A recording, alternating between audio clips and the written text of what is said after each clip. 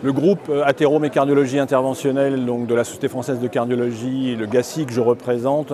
Donc, pour nous, l'année 2024 démarre tristement, malheureusement, avec le décès d'un collègue et d'un ami, Jean-Philippe Collet, dont tout le monde connaît à la fois l'investissement en cardiologie interventionnelle, l'investissement en enseignement et l'investissement en recherche. Et pour le GACI, c'est en particulier une perte importante puisque Jean-Philippe était élu et faisait partie du bureau du GACI et venait d'être réélu pour participer au nouveau bureau en 2024 et 2025. Et pour nous, c'est vraiment une perte immense qui ne sera malheureusement pas possible de remplacer. Il y a eu un hommage qui vient d'être rendu aujourd'hui et c'était extrêmement émouvant donc, de pouvoir y participer et de remercier Jean-Philippe qui a stimulé énormément la recherche en cardiologie interventionnelle et qui nous a servi de modèle à tous.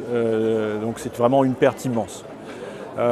Malheureusement, il faut continuer de travailler et il y a un certain nombre d'enjeux qui persistent pour la cardiologie interventionnelle.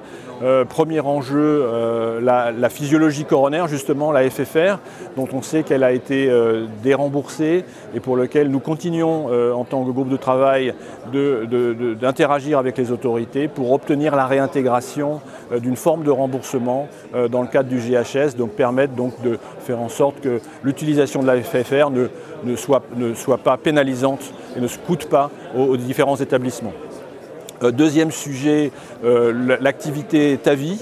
Donc vous savez que le groupe de cardiologie interventionnelle et la cardiologie en général ont émis l'idée qu'on puisse progressivement ouvrir à certains centres l'activité TAVI.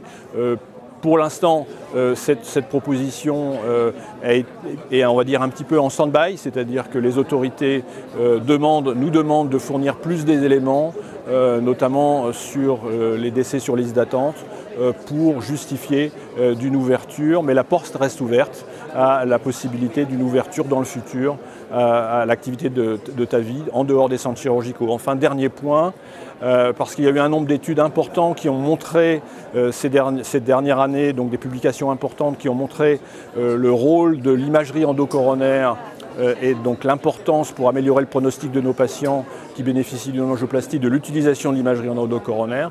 Et donc le GACI s'est mis en ordre de marche pour discuter avec les autorités pour obtenir un remboursement, une forme de remboursement pour ce type d'outil.